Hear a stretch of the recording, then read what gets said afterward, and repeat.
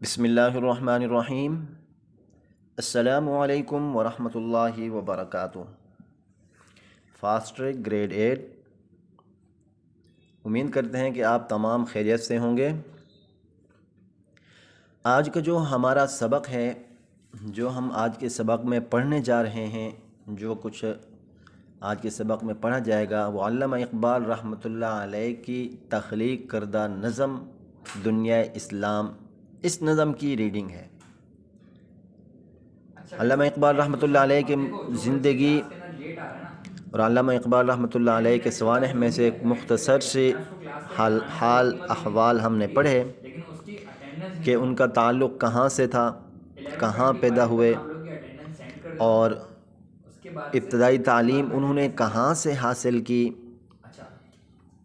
کہاں سے ڈگری انہوں نے حاصل کی، مستقل رہائش پھر انہوں نے کہاں حاصل کر لی، کون کون سی ان کی تصانیف ہیں جو مشہور و معروف ہیں اردو کلام کے اوپر، کون کون سے علوم کے اندر انہوں نے آگاہی حاصل کی،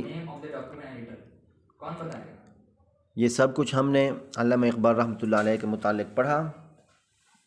اگر آپ علامہ اقبال رحمۃ اللہ علیہ کی مزید زندگی کے متعلق پڑھنا چاہتے ہیں تو خوشی ہوگی کہ ان کی زندگی کے متعلق آپ دلچسپی رکھتے ہیں اور ان کی معلومات حاصل کرنا چاہتے ہیں۔ ہمارے قومی شاعر بھی ہیں۔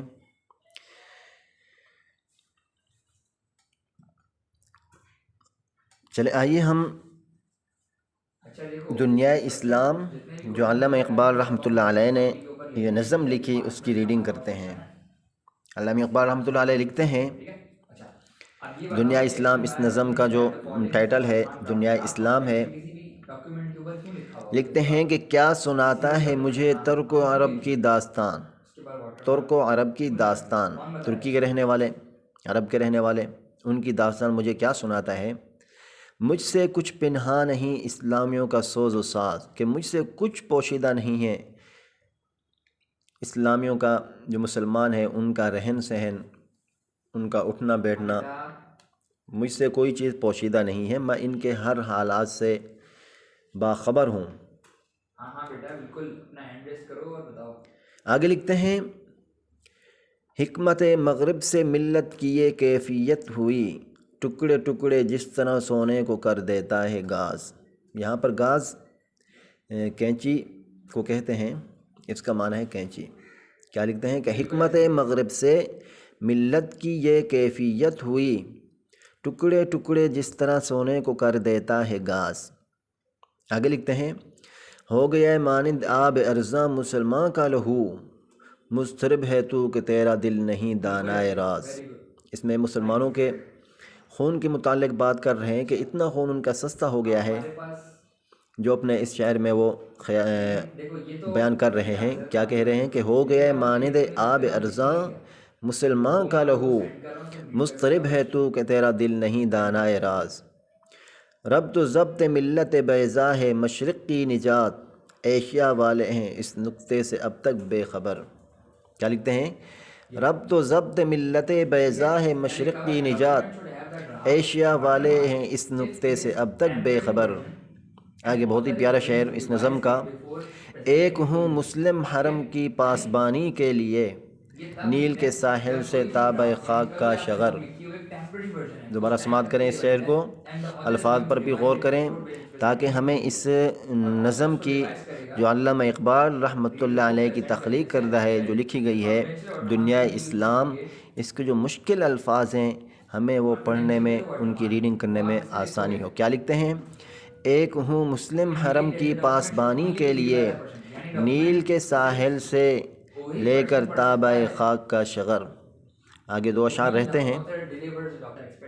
آگے لکھتے ہیں کہ جو کرے گا امتیاز رنگ و خوں مٹ جائے گا، ترک خرگاہی ہو یا اعرابی والا گہر۔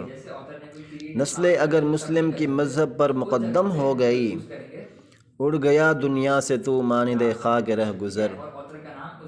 علامہ اقبال رحمۃ اللہ علیہ جو جنہوں نے نعتیہ کلام یہ لکھا، یہ علامہ اقبال رحمۃ اللہ علیہ کا جو نعتیہ نظم ہے، نعتیہ کلام نہیں سوری، یہ جو نظم ہے کلیات اقبال، علامہ اقبال رحمۃ اللہ علیہ کی ایک تصنیف کردہ کتاب ہے، وہاں سے یہ لی گئی ہے۔ اس کی ہم نے ریڈنگ کرنی ہے تاکہ ہمیں پڑھنے میں آسانی ہو، کسی قسم کی دقت نہ ہو، کسی قسم کی کوئی پریشانی نہ ہو۔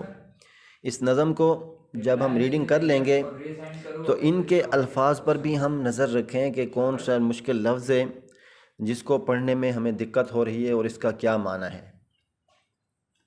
آئیے تھوڑی سی ہم اس پر بھی نظر ڈال لیتے ہیں کہ اس نظم کے اندر، اس کلام کے اندر علامہ اقبال رحمۃ اللہ علیہ نے کون سی چیز سامنے رکھی اور اس کلام کو انہوں نے لکھا۔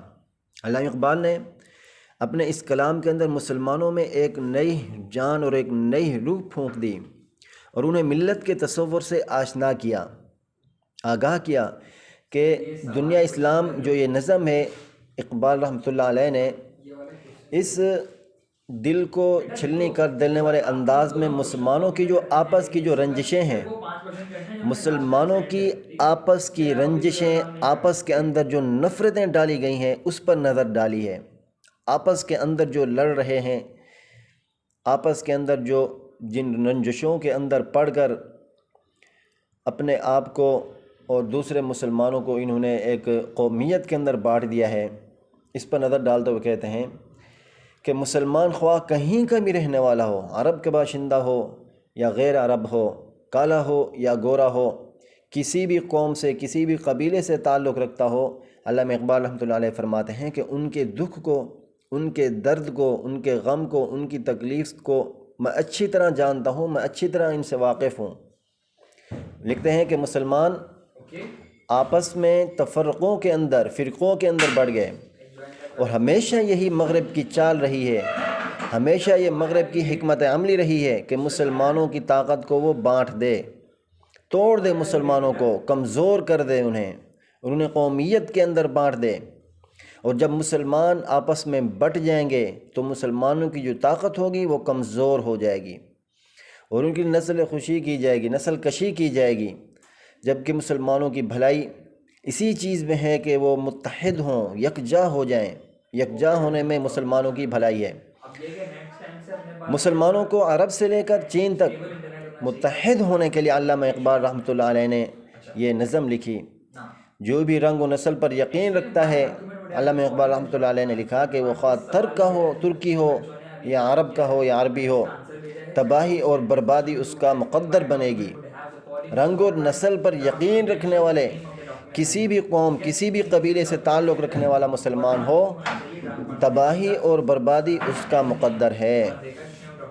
رنگ اور نسل کا امتیاز مسلمانوں کو اس طرح تباہ و برباد کر دے گا جس طرح لکھتے ہیں کہ تیز آندھی خاک کے ذروں کو اڑا کر لے جاتی ہے۔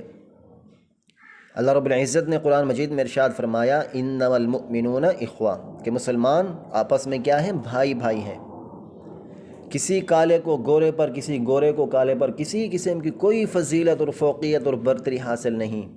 آپ علیہ الصلوۃ نے ارشاد فرمایا المسلم اخو المسلم، مسلمان کا بھائی ہے۔ سارے مسلمان آپس میں ایک جسم کی طرح ہیں کہ اگر ان کے جسم کے کسی بھی عضو میں تکلیف ہوتی ہے، مثال کے طور پر اگر ہاتھ میں تکلیف ہو رہی ہے تو اس کا پورا جسم بے چین ہوتا ہے، تکلیف میں ہوتا ہے۔ تو اگر دنیا کے کسی بھی کونے میں، کسی بھی جگہ کسی مسلمان کو تکلیف ہو تو ہر مسلمان کو اس کی تکلیف کا احساس ہونا چاہیے، اور یہ کب ہوگا؟ جب ہم سارے مسلمان آپس میں متحد ہوں گے، آپس میں ایک ہوں گے۔ اور مغرب کی یہ چال ہے کہ مسلمان کبھی بھی کسی بھی صورت میں متحد نہ ہوں۔ ہمیشہ مغرب یہی چال چلتا رہا ہے کہ مسلمان نفرتوں میں بڑھ جائیں، قومیت کے اندر بڑھ جائیں۔